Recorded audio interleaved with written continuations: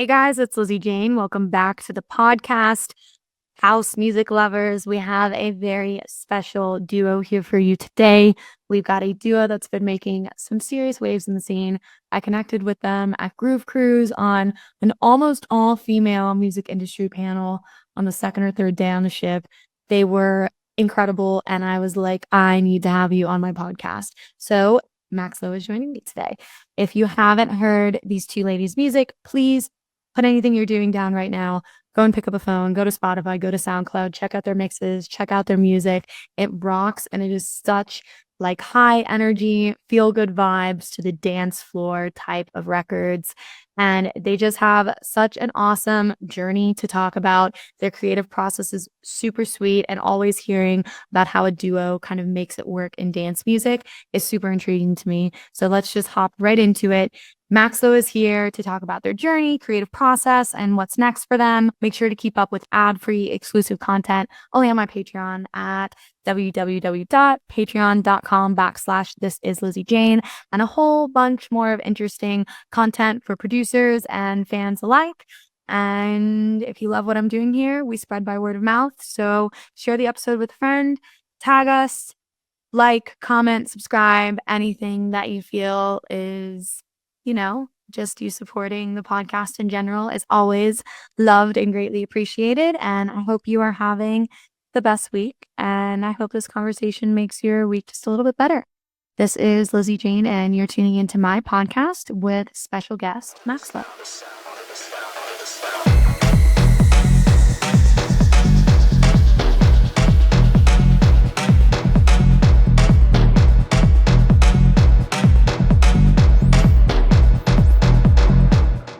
Maxlow, welcome to Denver. Thank you so much for coming on the podcast today. Yeah, thanks for having us. Yeah, you guys have a show tonight in Denver in the Rhino District at Larimer for their après ski party. Mm-hmm. Yeah. And we just got dumped on, so it's a great time for It was you meant guys to be. I'm loving the snow. Yeah, loving the snow, loving the mud. It's very Denver-esque to have a total whiteout, and less than 24 hours later, it is completely matted.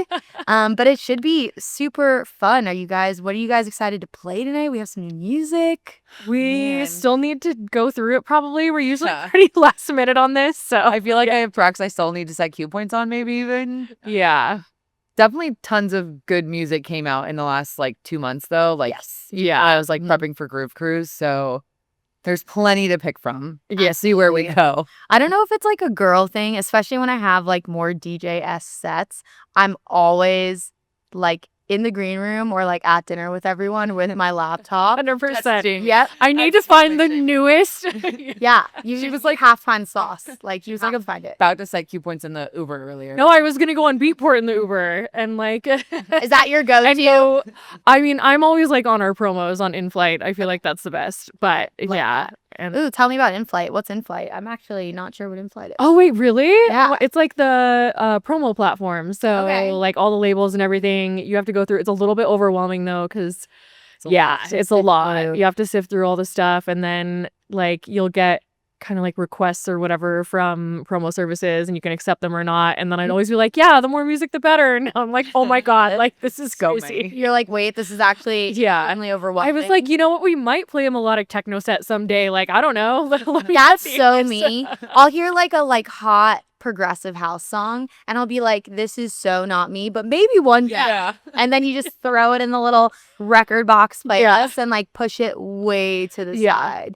We were just talking about this whole setup and talking about live streaming, and you guys this is just hard, this is a lot of people don't see the other side of the camera, especially when we were in COVID, and just a lot of people when we went through the pandemic kind of got a fresh start, and there was an even playing field. And now a lot of people who started live streaming during COVID still live stream on Twitch and stuff today, and figuring out Soundflower and OBS and all of that is a lot. It's crazy. We tried, and I feel we failed almost every time. We did it, but something always was wrong, or it didn't sound good enough, or the picture wasn't so we ended up just going to glitchy. So we ended up just going to a studio at some point. Yeah, this is so much easier. People who are trying to set up. Yeah. See, that's the way to go. Yeah. I feel it's always okay, where can we do stuff that's DIY? And then sometimes it's just not worth it. Yeah. It's just We tried. We had books stacked on your like table to try to get the height right of the camera. Like it was so janky at some point. I had like a super long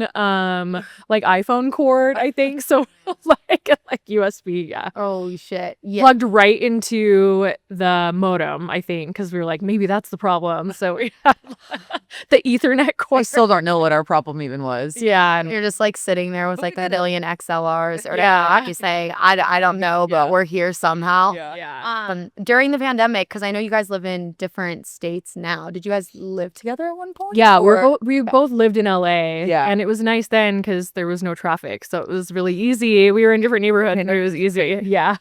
That's phenomenal. The what is it, the 405? Yeah. They all suck. That's like terrible. a nightmare. I never understand because I think Denver has bad traffic, which it doesn't. It sometimes does, but it doesn't. And then you go somewhere like LA and I'm sitting on Sunset Boulevard, like ready to literally just hop out of my rental car and just walk. Yeah. I'm just pulling my hair out. And the amount of time it takes to get to like from like the Chinese theater to downtown LA during rush hour is like 2 hours. And then at night I'll get done like playing at Exchange and I'm like, okay, time to go to the airport. It takes me like 15 minutes. Yeah. And I'm like, this is fucking crazy. It's crazy. So what posed the move, the relocation to Vegas? Yeah, so me and my fiance moved out there essentially just to buy a house because it was affordable. We were like at a time in our lives, we're like, let's just buy and get a property. 100%. And LA, we were like looking at the prices, and even in the valley, like, and the tax is just crazy. Like, just and now it's gonna like we would have been house poor. Now we always have a free place to stay for EDC. Yeah. So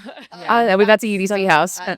I was literally just talking to my friend who was going to EDC. Last year was my first EDC, and I experienced it like doing stuff with Insomniac Radio, and then also doing one of their like art car things, and it was the coolest, most overwhelming experience I've ever had in my life. And I feel like to have a friend at EDC who lives in Vegas is like a godsend. Yeah. Because it's like one of those things where it's like a logistical nightmare. It's a logistical nightmare. Yeah, it's actually not that bad because we would, drive to like the artist hotel and then get the shuttle from there. And it was like, it's pretty, it's really smooth sailing. Because I didn't go to EDC for 10 years because the last time I'd gone, it was like GA and it was just like a nightmare, logistical nightmare. Yep.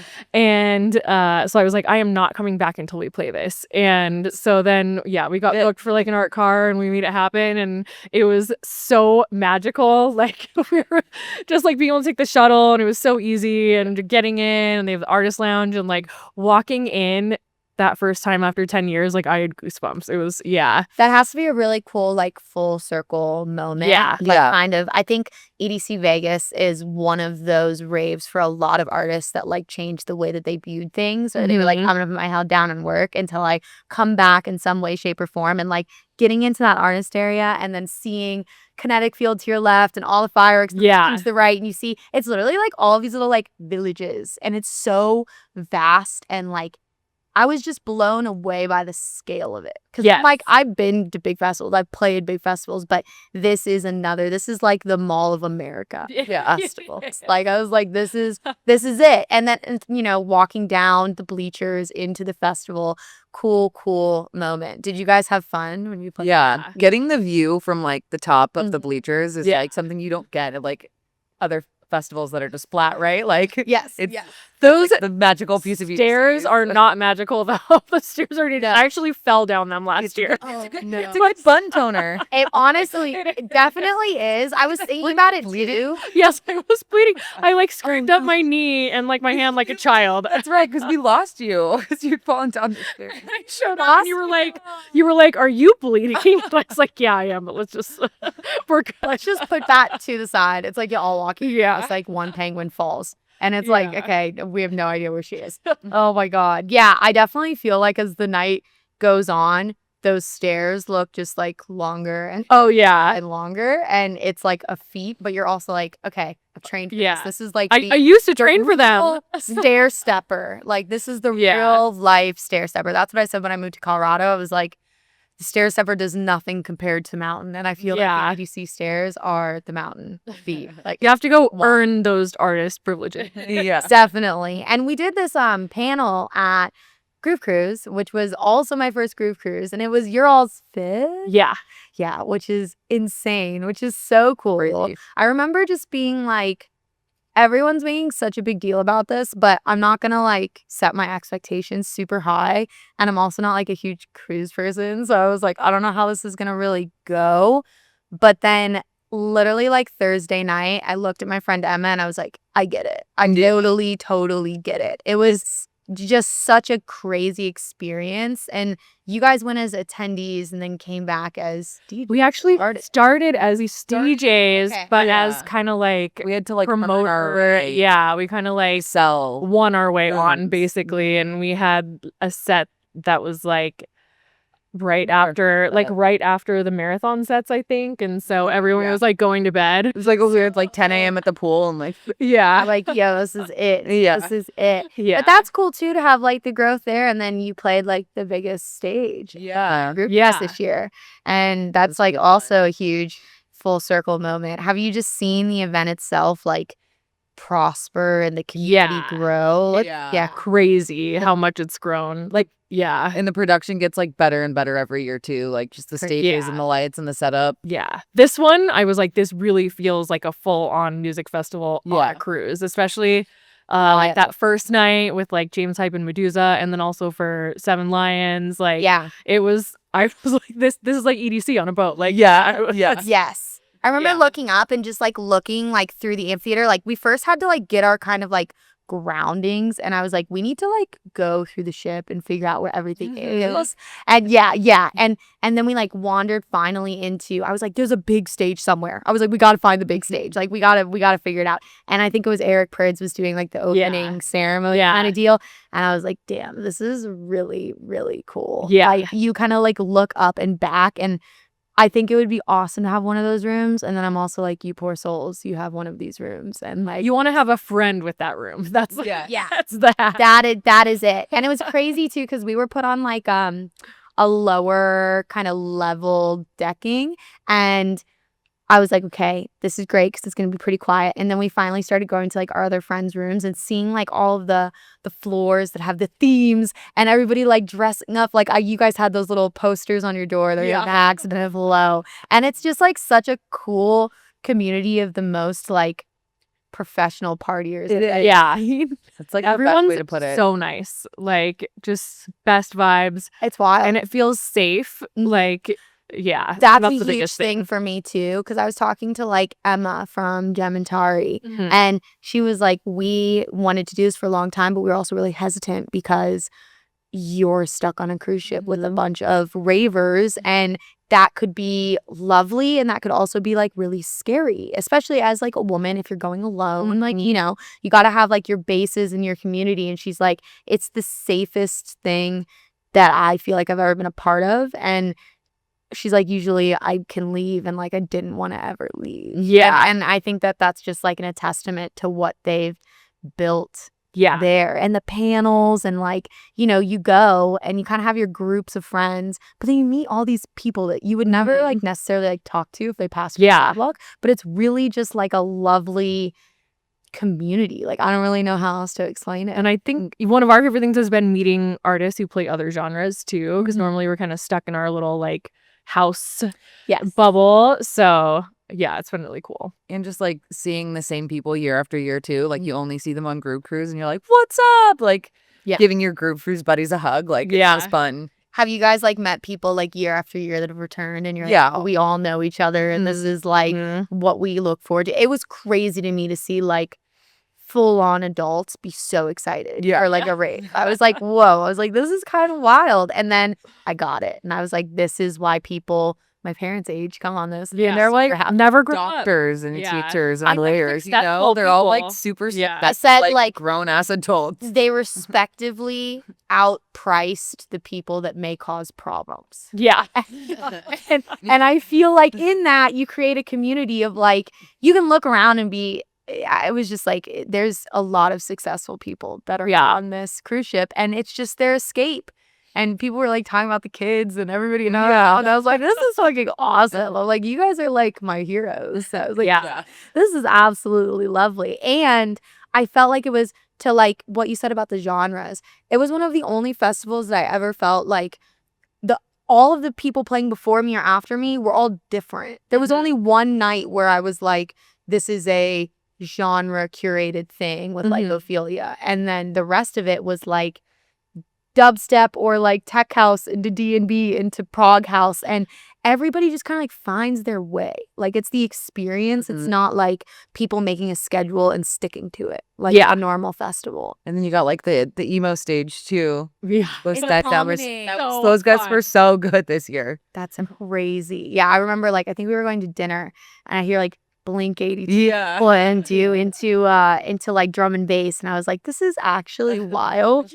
And like Marcus Schultz in the promenade with like all the balloons, and I'm like, what is happening? What literally it's what is happening the whole time. And everywhere you go, there's just music, and it's cool. And like you guys started as obviously fans of electronic dance music, and you guys had a project before Max Low. So like, how'd you meet? What's the origin story? Why did Max Low start? All that stuff. You want to start? I mean, Yeah, go for it. I'll take it back to the beginning. Okay, no, beautiful. So we met when we were both working in retail, and we bonded over how much beer we could drink and a Green Velvet CD in the stockroom. Yeah, a burnt CD.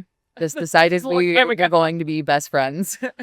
And then she would take me raving all the time. I think you probably exposed me more. Yeah. Like, I think I'd only known, like, Benny Benassi at that time or something. And then you were like, come with me to Calvin Harris. She was only 18. Yeah. And there wasn't, like, a big electronic music scene in Seattle at the time. And so we would go, it's, like, one of the most famous gay clubs there. And it was the afters that were 18 plus.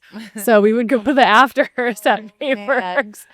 And or we'd like go up to Vancouver, Canada. Yeah. Then we started going, once we like got more into it and we knew the DJs that we actually liked, then we would start to drive to Vancouver so we could see everyone. And we saw like Calvin Harris, Chris Lake. Like when Calvin Harris used to still like sing at his shows. Like, this is like, I don't want to date ourselves. This is a long time ago, guys. To like witness the single Steve Aoki before he was like a household name. Yeah. I forget who else. I feel like I showed up to a Steve Aoki show with like my flare jeans and like horse poop on the bottoms or something because I just come from the barn, and then they're like, come on stage. I'm like dancing in my like dirty horse jeans. The old days, man. Holy shit. That's like when like the flower crowns were flower crowns. This is like before that. This was a long It's time ago. incredible though. Yeah. They're like, I feel like when I've spoken to people who were around in that era, there wasn't like a lot. Like there was like underground parties and there was the big now A-list commercialized names. And from that and like traveling and starting to kind of go through that whole wheelhouse of what is the rave and what do I like and what is this community, when was it that you guys were like, I'm gonna do this? I think we just realized that we didn't really see any female DJs, and so we were like, we should do that. And we should be the DJs that we're idolizing right now. We were like, we'd be so good at that. And we could do that. Actually do it for a very long time. So, yeah. But then Kira taught herself off YouTube, basically. Yeah, in my bedroom. Yeah, just ordered a controller. And shout out Tractor. Yeah. Yep. And then I took classes from Scratch DJ Academy. Because I needed to kind of like catch up to her, and and then I had my like Serato controller, and our friend let us play at like a bar that he was working at. That was like our first real gig, I think. Yeah, at the Belmont. Which one was that? No, adults only, right? Yeah. Okay. Yeah, in Hollywood. So, also, I think like at the time too, like I was getting less interested in what the mainstream music was. Like we peaked in 2012 and we were like hard ravers and all of it was good. And then like as it kind of went on, I started like exploring things deeper and like finding deep house and tech house and new disco and like all that stuff. So then it like became really fun to make mixes in the bedroom because it was like, I don't hear anybody doing what I think is cool right now. So like the underground sound. And so there was, I probably just didn't know them yet, but 100%. And then we like rediscovered Green Velvet and realized that we just like tech house all along. yeah, pretty much. It always comes full circle all the way right back to tech house. We're right back to Green Velvet where we started in the stock room. Yeah.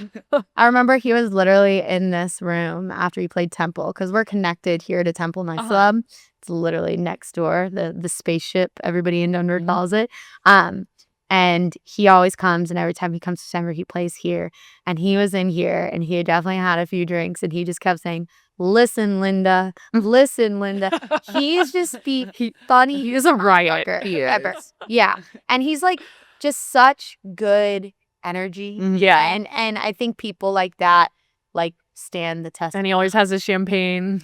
Oh yeah. Dance moves. I remember he brought his mom to Electric Forest, I think, and I met his mom, and it was just such like a good human being. That's awesome. And with like you guys kind of so you started doing stuff in LA, No Pants Party. Are we just big t-shirt girls, or how'd that name come about? We did something. Well, okay, so back in our like almost, the peak of our raving days, like 2012, this was like when the tutus and everything were popular, and so we would just wear, which is crazy because like rave wear is so much more revealing now, and at that time it was kind of like risque, but we would wear our tutus and our underwear, and like took the LA subway to like Hard because when it was like in downtown LA, and like in our underwear, and we were like, oh my god, we don't wear pants, and like that was our whole thing. We were like, well, that's kind of long for a DJ name, so we shortened it to No Pants Party, just still too long. You wear no pants. Love it. We had a whole Instagram where it was just us like not wearing pants. We made like t-shirts too. Oh well, also because that's incredible. EDC 2012, we were staying we were lucky enough to stay at the Wynn, and we were walking out to get a cab or whatever to go, and the security guard stopped us, and he was like, "Ladies, this is the Wynn. You need to be wearing pants in here." And so we like had our shirts, and we just like pulled them down to like cover our body. Now you go to the Wynn during EDC Las Vegas, and we pretty much have naked individuals walking around at full times at all hours. No Pants Party walked so they could run. That's the t-shirt. That's honestly the slogan. That's the selling point. That's incredible. And then when you guys were like, okay, we've done the local stuff and we want to start making music and creating stuff, did you YouTube University how to make music? Because a lot of people do, and I think it's totally viable. Or how did you guys like make that decision? Yeah. We just realized like if we were going to grow, we would have to produce too. So got Ableton and started with like loops and trying to figure out how it even worked, and kind of just from there really did the damn thing. Yep. You always have to stop sucking. A lot of it was garbage, a lot of it still is, but it's fine. It's fine. I think it's always hilarious when you take like an A-list name and you go all the way down to the bottom of their SoundCloud and you start listening and you're like, you sucked, dude. Like we all sucked. Like it's definitely, it's like a learning process, but I think that's how fans attach themselves. Like I think that now more than ever, like fans can fall in love with like the people and then like the music through who they are like authentically. And I feel like you guys kind of hold true to that in your project. Like you definitely see people who put on the mask and put on kind of the alter ego. And then now, especially after COVID, a lot of people are just like, be yourself. And like, if people fuck with you, kind of like the vibe attracts your tribe kind of deal. Yeah, 100%. They'll do it. And I think that it's always interesting receiving messages being like, I listened to this single 5 years ago and I still have this on my Spotify or in my SoundCloud or this mix or whatever. And you're like, damn, I forgot about that. I forgot it existed. Yeah. I hate it. I love when you're at a show and people will request it. Like a really old request the No Pants Party tricks. Yeah. Oh, man. That's incredible. So you started releasing music under No Pants. We did. Yeah. Cool. And then why Maxlow? We just kind of like outgrew the name, and we kind of got sick of people like commenting on every flyer and being like, do I need to wear pants to this? And like felt limited in our wardrobe a little bit. Yeah, so, like I want to wear pants. my legs are cold. Like we're in Denver and it's 18 degrees. Yeah. Yeah. 100%. Okay, cool. And then like you kind of have that refined tech house sound. And when did you guys get to the point where you kind of started playing shows all over? Like, what was that like? Kind of, did something substantial happen? Do you feel like you had a breakthrough moment, or just put in your like time? I think it was like because of live streaming and because of COVID, because we had more time to just like sit down and like put time into the project too. But I do think it helped because we would always be playing like the opening slot at a club and there was no one there. And then I think we got on like the Dirty Bird channel, and like Groove Crew had us on their channel, and we got to do a few kind of like bigger streams, and so people actually got to see us play. And I think it also really helped us with our like performance skills too, we would because ourselves up there to be like, oh, like, that's touching our face look like when we're playing. Just like looking bored or like just too focused. Although now I look at myself sometimes in our videos and I'm like, that's what I'm looking like now. Maybe I need to dial it back just a little bit because I'm looking kind of crazy up there, jumping all over. We're hype beast energy. High energy individual. Yeah, I mean, we started touring kind of like right when things started opening up. So good little like push pad. They like kind of just go for it. I think that happened for a lot of people, and it made me really happy too, because it was like, it's really easy. It's hard as an up and coming act to not progress. And kind of get stagnant, and it's never going to be like a perfect diagonal line up and on a grid. It's always going to go up and down. But I think that COVID gave the opportunity for a lot of people to be like, I'm ready for like new people. And now you look around where you guys said in 2012 there were no women. Now there's a ton of women. And how do you guys kind of feel about that, and who do you kind of fuck with in your own respects? I think there's room for everyone. So the more women the better, I'll say that. 100%.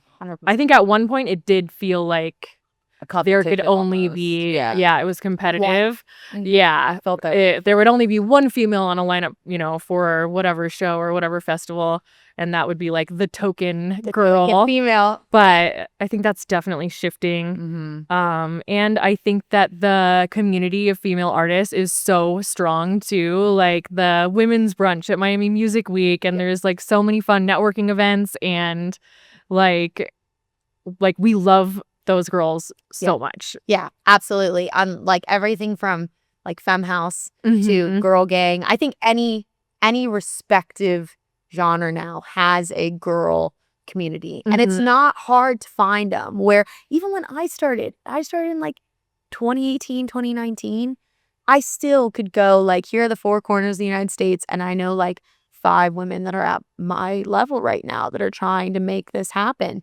And now there's like hundreds of them, which is incredible. And I think it all comes from setting examples and women being agents and women being talent buyers. And you look at like the back end of the industry, and a lot of it's ran by women. And I think that's great. Or men who are respecting women and hearing their voices. And I think that's what has to happen for us to move forward. We do need more women in every part of the industry for sure. Yes, because I agree with you. I definitely, you definitely in every single genre, I feel like oftentimes, even now, you have the token woman. We have one woman, so we cross that diversity card off and is supporting them and da-da-da-da. And now there's just so many girls making really good music, like good records, not just I'm a girl DJ, I'm hot, boogie kind of deal. There's tons in Denver too. Yes, there's tons in Denver. When I moved here, I was like, there's a lot of national acts who live here, and then I got a bit more associated with the like underground afters, and I was like, every time I show up here, there's a girl playing. Like it's really cool. Like it's very cool. Like everything from like techno to house music in Denver's known as like the bass cash quote unquote, but everything with like 128 Promotions, Regenerate, like they're pushing it. And then the afters here are all like techno and house music. So it's a very cool vibe. And like, as you guys have started to tour more, what cities do you really feel the love in? Are there any special places that you really are like, anytime I go here, it's going to be like a party? Honestly, here is one of them. Yes. Here is one of them. Always because 128 guys were who brought us out to begin with. And so, we've always been like pretty tight with them. And of course, we love playing in LA too, since that's where we're from, and all of our friends will come out, and Seattle, since that's our home. Yep. Where else has been like really fun?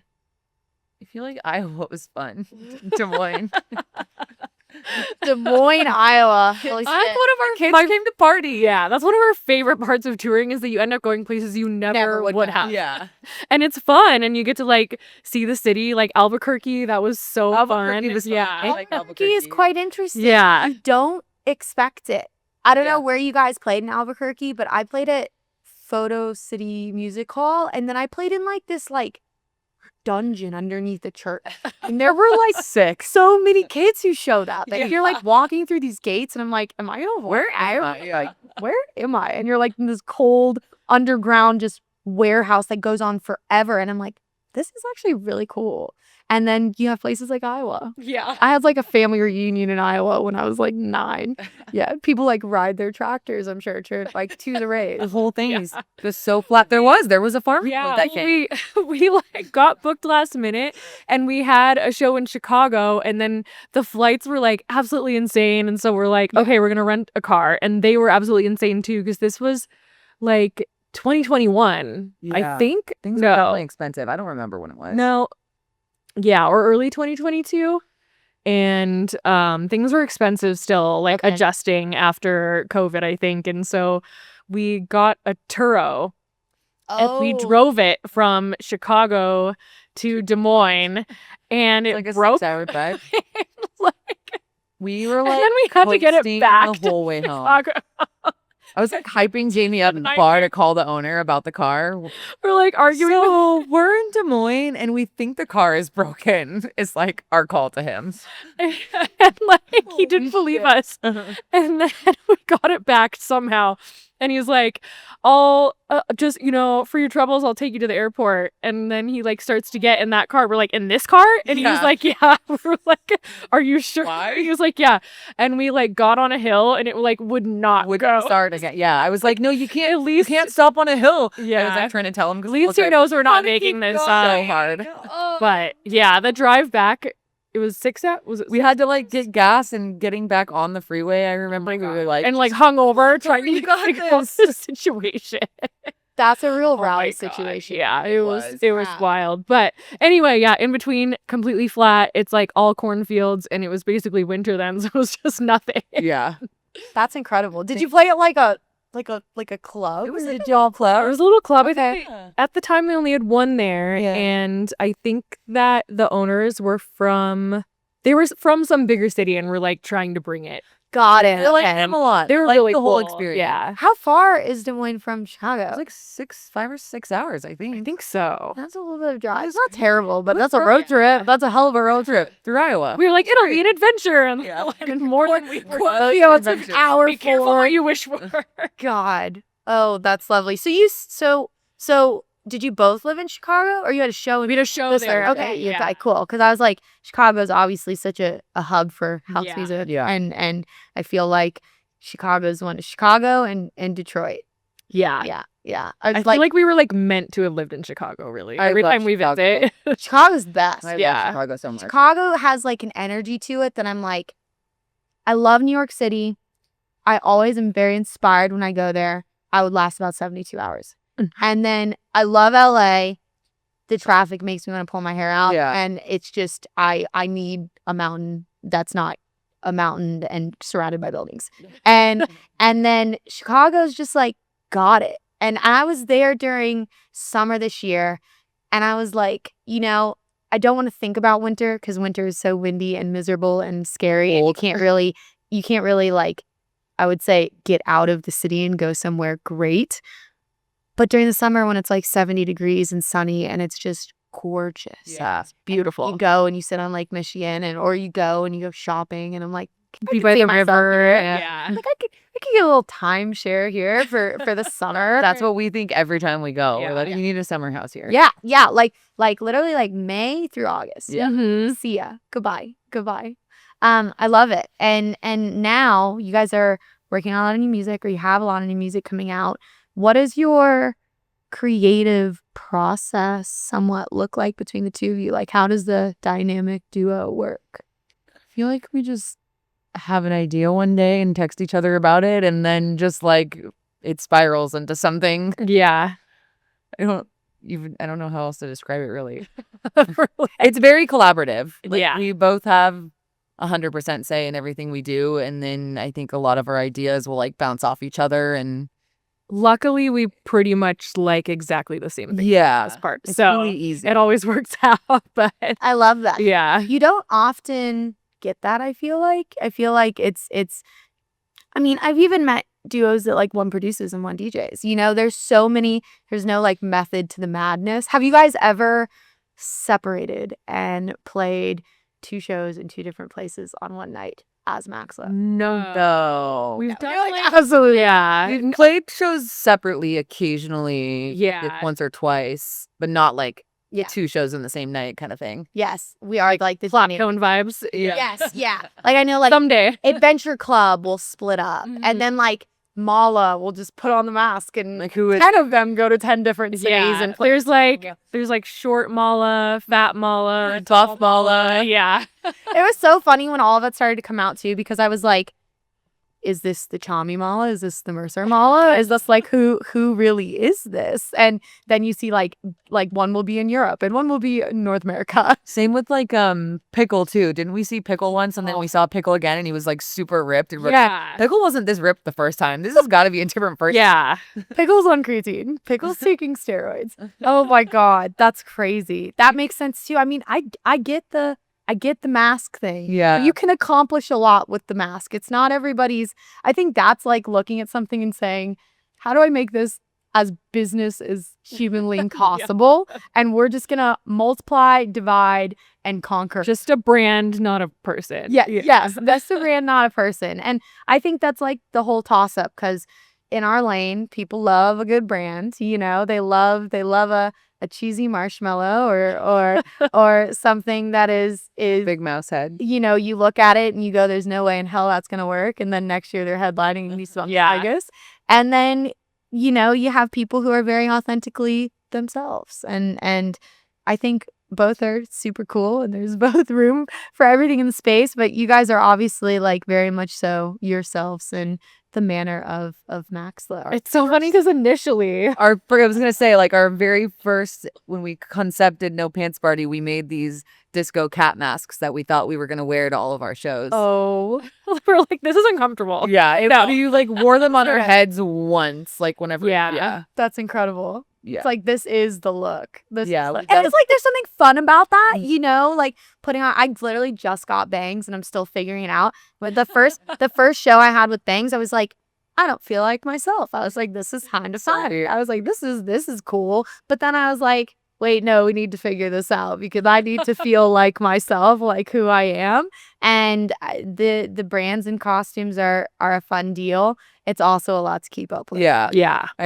We definitely started more gimmicky at very Mhm. first. Especially with like content and stuff. I feel like Yeah. with how the climate is of TikToks and Reels, and how are you promoting your new music or your new mix or bootleg, it's like you're in front of that all the time. And like in a world of ever growing content, do you guys find a good balance? Is it something you guys feel like forced, or you guys have kind of felt like you just do what you like to do in it? Yeah, I think we just kind of like, if we have an idea, we're gonna go for it. We used to do more videos. I think we're gonna get back into it now. Yeah, we we'll kind of just like make took a step More back. study videos. Yeah. Okay. But yeah, because like trends are cool, but again, it's like a brand versus person thing. Like, I think trends work really well for brands, but you want to be authentic. So if it does make sense, yeah, but you don't want to do it all the time. And I think it's more fun to like come up with your own ideas and like create your own trend almost, so. I think people definitely see that through the phone too. Like when you're just kind of doing something because everybody's doing it versus doing something because you're like, this actually really applies to us and is something that we can really put a cool take on it. And it's like you're sharing something you put like hours into. You might as well do it the way that you want. Yeah. And with the new music coming this year, what can we expect? Bangers. Yeah. Yes. Love a good banger. Yeah, and we have a collab coming out with Casmalia, who's also a Groove Clues artist. So I'm really excited about that. It's been like a long time coming. So I'm sure we'll come up with some fun like content ideas with her. That's the great part of working with another female artist, I feel like, is they're always down to come up with ideas together and like plan it. And because our track with Rhiannon Rose was like that, like she came to our show at Academy and we like went and did a shout out video and we like got a video of her singing on stage with us, and so you love that. I love that. I also think connected with her after Groove Cruise introduced me not only to you guys but just so many artists that I normally wouldn't like sit down and like talk with. And I think that was the beauty of Groove Cruise for me, was exactly what you guys said at the beginning of the conversation, is just meeting so many different genre versed individuals that you wouldn't normally like sit at the lunch table with. You guys are kind of like stuck together, so you might as well get to know each other. And there were so many women on Groove Cruise this year. When I was like looking at the panel with Neon Owl, I was like, damn, Pretty Pink, myself, Sarah DeMoran, you all, like, that's very, very cool. And I loved it. I was like, there's more women sitting here than men. I was like, this is great. For people who are, or women or whoever, maybe following the same track as you guys did, fell in love with the rave, started making music, all that stuff. Like, what's a few pieces of advice maybe you'd give to someone who's in their bedroom and just trying to figure it out? I would say, like, be yourself and also be patient with yourself. Like, sometimes things look like they happen overnight, but there's a whole story that you didn't see, and that's why it feels like you see someone just booming. It's like because they've put in like 10 years of work. So just like remembering that it's going to be a grind and take time, and like we're at our 10-year mark right now, like it's a grind. So be patient, be kind to yourself about it, and just keep hustling. Be consistent. Also, we used to do like a monthly mix series, and I think we did it for 6 or 7 years straight. So it's crazy. And that's how a lot of people got to know us to start with. So was from those. And then also I'd say just like meet as many people and make as many connections as possible. You don't necessarily have to go out like making connections with the right people. I feel like there can be a lot of pressure for that sometimes, but you want to find your own tribe, your own community. So just meet as many people as possible, and then you're going to find those people that you really connect with and find your crew. Vibe the tracks, tribe. And also like I feel like just you're not going to get along with everybody too. I don't like everybody either. You're in kindergarten. You're not going to be friends with every kid in the class. And I think as you move along, I think a lot of people are like, I want everybody to just love everything that I'm doing. It's not going to be like that. It's not. That was a very hard reality for me. I was like, what do you mean not everybody's going to just love it? I'm like, that's a bit of life. All right, before I let you go, I'm going to do a little speed round with you guys, and we're going to have a few questions. And thank you guys so much for coming on today. Totally appreciate it. It was super fun to get to know you guys. Or Groove Cruise family. Definitely hope to be on in the next year. I want to go back for 5 years. It's my 5th year. I decided we're going every year until we die. That's perfect. I'm in. I'm so down. All right. Okay. Lizzie Jane podcast. Speed round questions with Max Lowe. If you guys could back to back with any artist in the whole world, doesn't matter the genre, who would it be? Green Velvet. Okay. Love it. If you guys could create an alter ego, make any type of music that's not tech house, what would it be? Disco or like melodic techno. Maybe drum and bass too, but I'd probably have to want to do everything apparently. Yes. You guys have the playlist for it. You guys have been building. We know this by now. Maybe some UK garage. UKG. UK garage. She just wanted to say garage. Oh man. I'm gonna like slow-mo that down and it's gonna be phenomenal. What's one thing on your rider that you cannot go without? Beer, I guess. Yeah. I mean, ideally, when we can make more requests, I would ask for mango Burt's Bees every time. That's my favorite. Have you actually even gotten that? I haven't put it on. Okay. No. That's great. I But love someday, Burt's Bees. maybe we should just put it on and see if we end up getting it, and then I can just collect them because that's my favorite. That's perfect. Some people do like socks and like just like random shit that they'll forget. Yeah, we should sprinkle weird things on our rider probably. See what happens. Eyeliner for you. Oh, I like forgot all my makeup today, so looking very natural. Incredible. We love the Bliss Beauty look. What is it? What I'm trying to think of that. God, what's that commercial? It has like the 3 B's and I'm like totally spacing. I don't know. It's like beauty something something brand.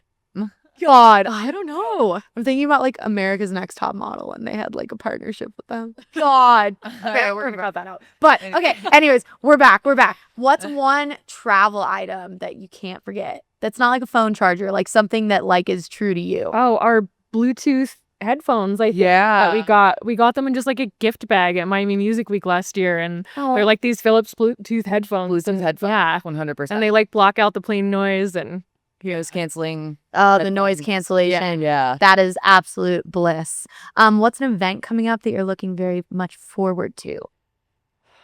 I mean, we have Seattle next month. So we'll be back in our hometown, another hometown throwdown. Also, Austin tomorrow because I've never been. Yeah. Austin. Get some barbecue. Yeah, for sure. Yeah. But yeah, Seattle for sure. Fun. Town. All of it. Miami Music Week. Yeah. You guys are going to do stuff for Miami Music Week this year? Oh, okay. yeah. Cool. Yeah. Cool. And do you guys usually do Miami every year? This will be my second year. Yeah, and my third. Okay. So cool. Sweet. That's so exciting. What's your favorite track you've released? Tectonic. I was probably going to say Tectonic too. I love it. Actually, I like Overnight. I know you always play it. I always want to play Overnight. And then before we go, I know you guys both said that you don't prepare for your sets a ton. Like you guys do like mess around a lot. Who's the conductor here? Like, do you guys just have like a really isn't one. Really? We have 2 separate folders with music that we've never seen from each other. And then we just trust each other to set cue points in the right places and try to play in key as much as possible and hope it works out. If we're playing a festival or something big, then we will prepare a set. And we planned it a few times. And I'll usually be the one that prepares it. If we're planning Jamie's. Yeah. But that's incredible. But I think like people like it better when we're I think so not too. preparing. Like when we just go back to back and like do our thing. I think there's like a certain energy that comes through. And Groove Cruise was like one of the first places I've improvised a set in a very long time. And I was like, that actually went really well. And that was actually really fun. That's the place to do it. Yeah. Yeah. I saw Sarah DeWarren posted too, I think, where she was like, oh my God, I was so hungover and I usually prep my set and I just like decided to wing it for this one. And it was probably one of the best sets I've ever played. Yeah. Yeah. It's crazy. Like just like trust your intuition and then like feeling the energy of people versus being like, we're going A to This B. is what I plan to play. Right. Yeah. Yeah. It's definitely made me look at things a little bit differently. Yeah. Well, Maxlow, thank you so much for coming on the podcast. Yeah, thank you. I hope you guys have a killer après ski Yeah. show later in downtown Denver. And we're excited to see what you guys do this year. Cool. That's it. All right. Bye, guys. Thank you for having us. Of course. See ya.